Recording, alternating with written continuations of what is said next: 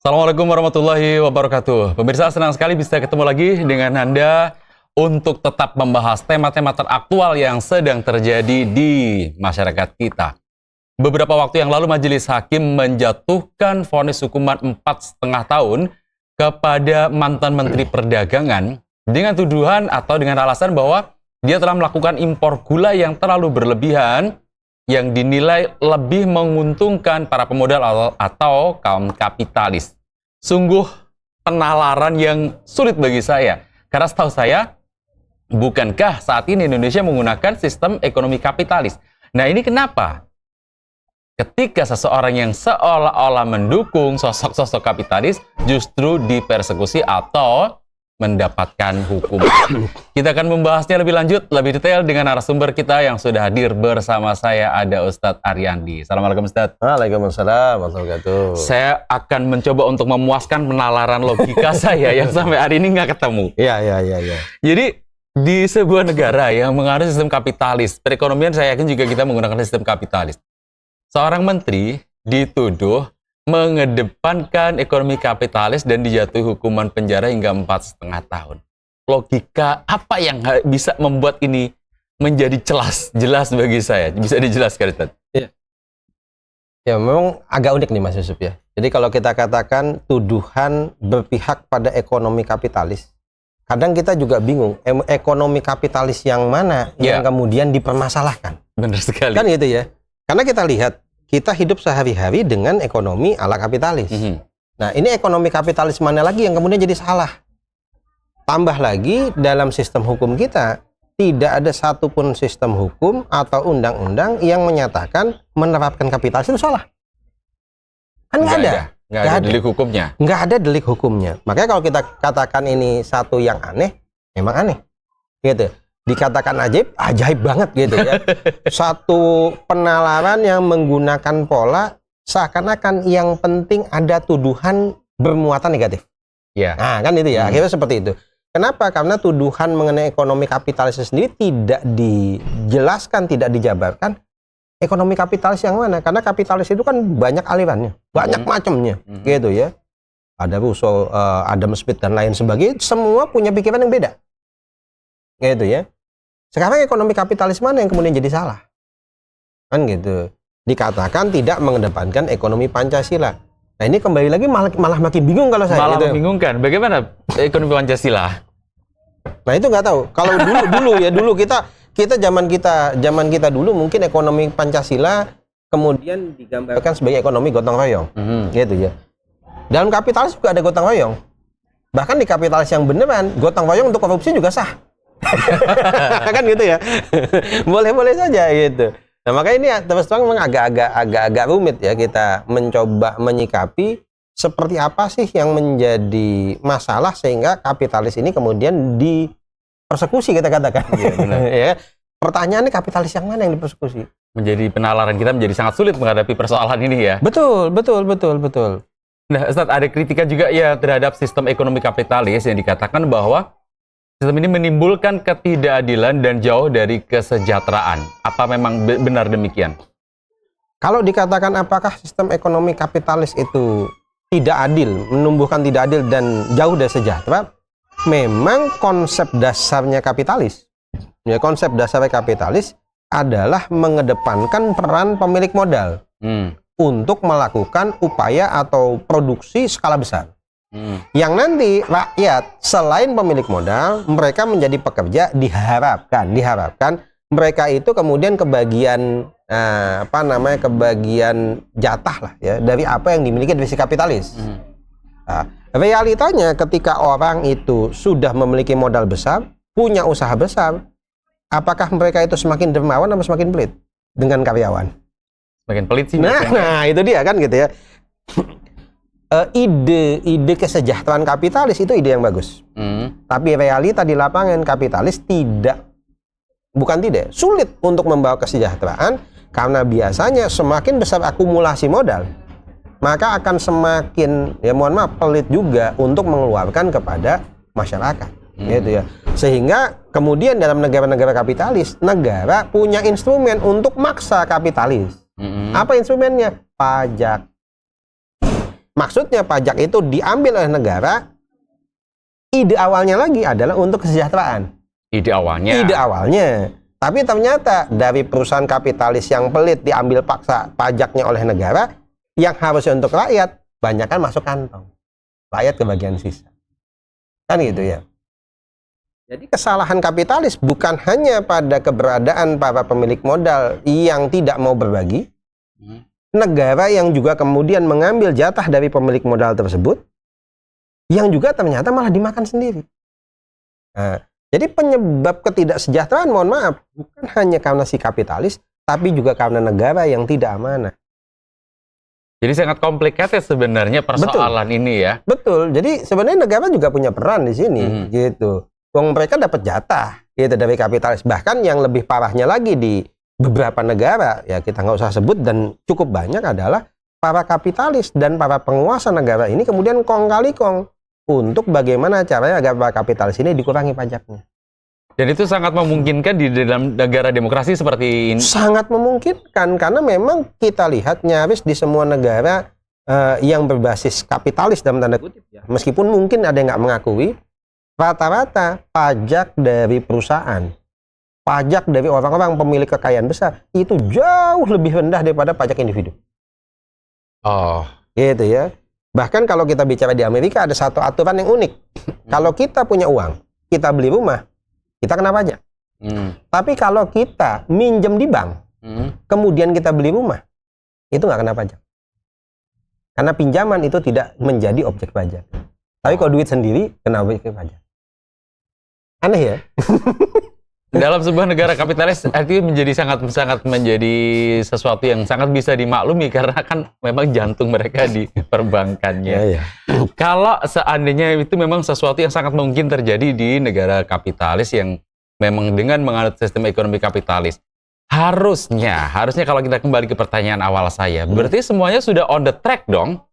Secara kapitalis kita ini sudah sesuai dengan pola mereka. Dengan gitu. pola mereka. Nggak ada masalah.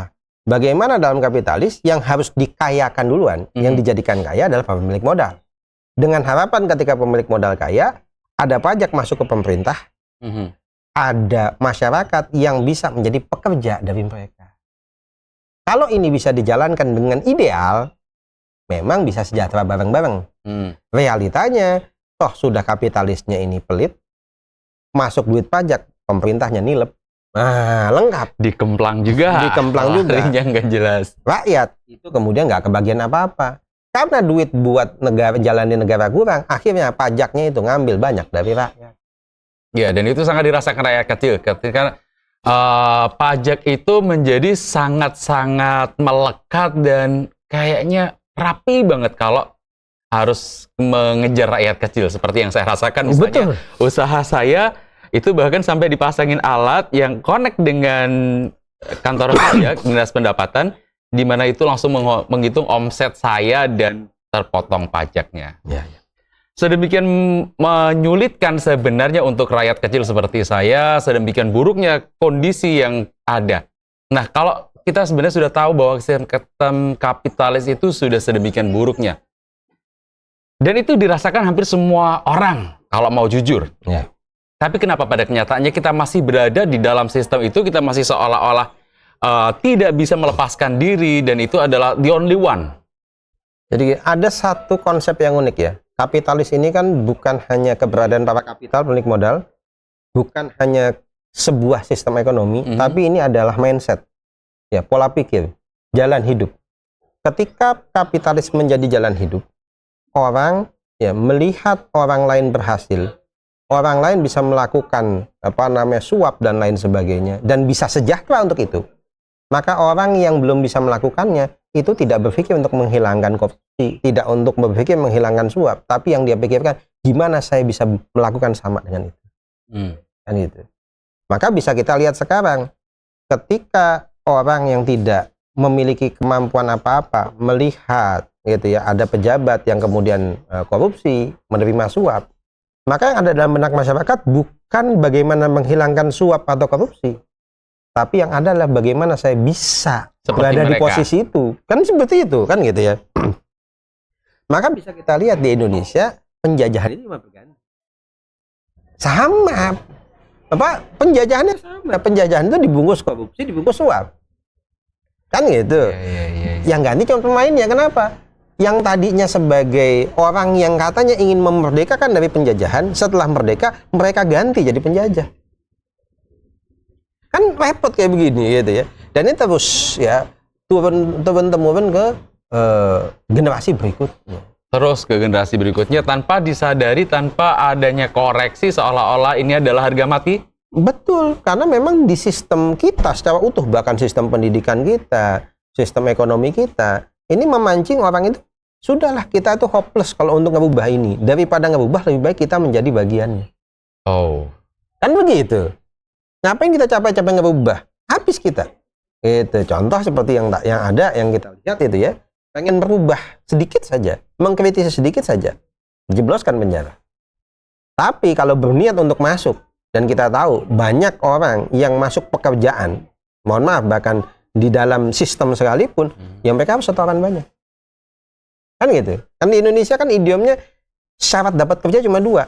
Gitu. Kalau nggak punya koneksi, punya uang. Katanya begitu. Yeah. Tanpa 2 itu, nggak bisa dapat kerja. Termasuk kerja di dalam sistem. Bahkan untuk pekerjaan-pekerjaan skala kecil pun sepertinya hal itu sudah sangat terjadi di Indonesia. Betul, dan itu seakan-akan satu yang nggak bisa dihindari, satu yang nggak mungkin kemudian dihapuskan, ya sudah saya nyemplung sekalian. Karena saya sudah bayar, maka saya harus balik modal. Iya. Selain balik modal tentunya harus untung, kan gitu. Aduh.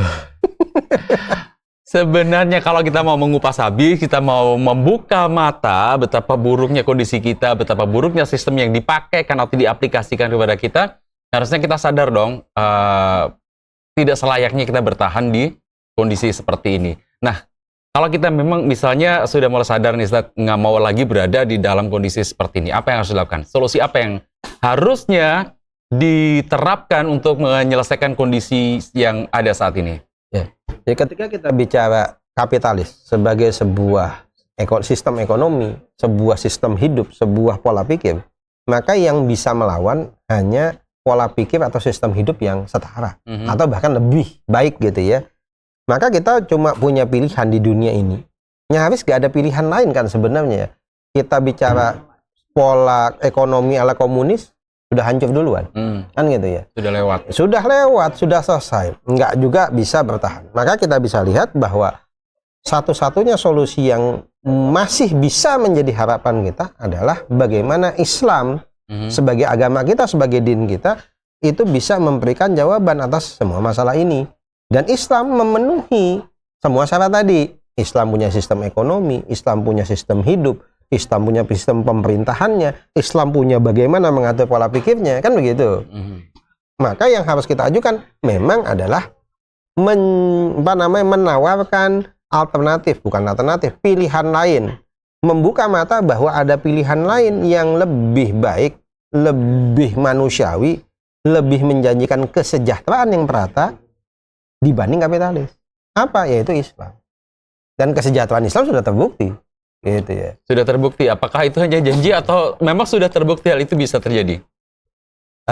Kita lihat dalam Islam sudah berulang kali kaum muslim itu mengalami kondisi yang memang begitu hebat secara ekonomi. Misal, gitu ya, kaum muslimin di zaman Khalifah Umar bin Abdul Aziz itu mengalami benar-benar kondisi ekonomi yang super, yang belum pernah bisa dicapai oleh pemerintahan manapun di seluruh dunia sampai hari ini. Apa? Bahwa di zaman itu tidak ada lagi orang yang berhak menerima zakat. Bayangkan, penerima zakat adalah fakir dan miskin. Bayangkan, tidak ada lagi orang yang berhak menerima zakat. Negara mana sekarang yang tidak ada orang yang berhak menerima zakat? Wong survei mengenai penduduk miskin aja diakalin. Kan gitu ya. Survei penduduk miskin diakalin. Tapi Umar bin Abdul Aziz seperti itu. Kemudian bisa kita lihat lagi di masa setelahnya bagaimana Salahuddin Al-Ayyubi, bagaimana Muhammad Al-Fatih, Sultan Sulaiman Al-Qununi. Bahkan di masa-masa akhir tahun 1700-1800 ketika di berbagai negara terjadi kelaparan, yang membantu adalah kekhilafan Utsmani. Bahkan plakatnya itu masih ada di Irlandia. Ya, kemarin itu sempat ada demo di Irlandia menentang Islam. Maka kemudian ditujukan plakatnya itu ada. Jadi ada di Irlandia sekitar tahun 1700-1800 famine. Famine itu paceklik. Di situ ada plakat yang isi plakatnya penerima terima kasih atas bantuan dari kekhilafan Turki Utsmani untuk membantu pangan ketika Irlandia terjadi kelaparan. Coba bayangkan. Di Amerika juga sama, kejadian sama. Gitu. Di Irlandia, di Inggris ya kayak. Iya. Jadi bayangkan ini sebuah sistem yang sudah pernah terbukti sejahtera, terbukti hebat, gitu ya. Yang kemudian digantikan dengan sistem lain yang di sini jelas nyata, yang sejahtera hanya segelintir. Meskipun janjinya banyak, gitu ya. Janjinya yang banyak. Janjinya banyak, kan gampang. Kalau melanggar janji tinggal janji lagi, katanya begitu. Baik Ustaz, terima kasih atas obrolannya. Mungkin ada closing statement tentang tema kita yang kita angkat hari ini, tentang sistem kapitalis yang menurut saya sih ini adalah kejadian maling teriak maling sih sebenarnya. Ya, jadi memang unik ya, kita memahami kapitalis itu seperti apa gitu ya. Kapitalis itu bisa tampil dengan konsep apapun, dengan bentuk apapun, bahkan di pemerintahan yang paling bebas maupun yang paling protektif sekalipun seperti Cina. Tapi dalam kapitalis punya satu kesamaan, yaitu adalah di mana uang bisa membeli kekuasaan. Gitu ya. Uang bisa membeli kekuasaan. Itulah kapitalis. Itu. Dan itu yang muncul di Indonesia dengan munculnya oligarki-oligarki yang akhirnya berkuasa di Indonesia. Baik Ustaz, terima kasih banyak waktunya. Terima kasih sharingnya luar biasa sekali. Mudah-mudahan bermanfaat. Pemirsa, demikian tadi obrolan saya dengan Ustaz Ariandi tentang kondisi yang sangat membagongkan, melucu, sehingga bisa mengaduk-aduk nalar logika kita yang kita tahu di mana Indonesia, tahu kita bahwa negara yang menganut sistem ekonomi kapitalis yang menuduh seseorang terlalu berpihak kepada kapitalis. Gitu. Sudah waktunya kita ganti. Kalau kapitalis sudah nggak bisa dipakai, ganti saja dengan sistem yang sudah disiapkan Tuhan untuk kita. Jangan lupa untuk like, komen, dan share supaya lebih banyak yang tercerahkan dengan obrolan-obrolan kita. Assalamualaikum warahmatullahi wabarakatuh.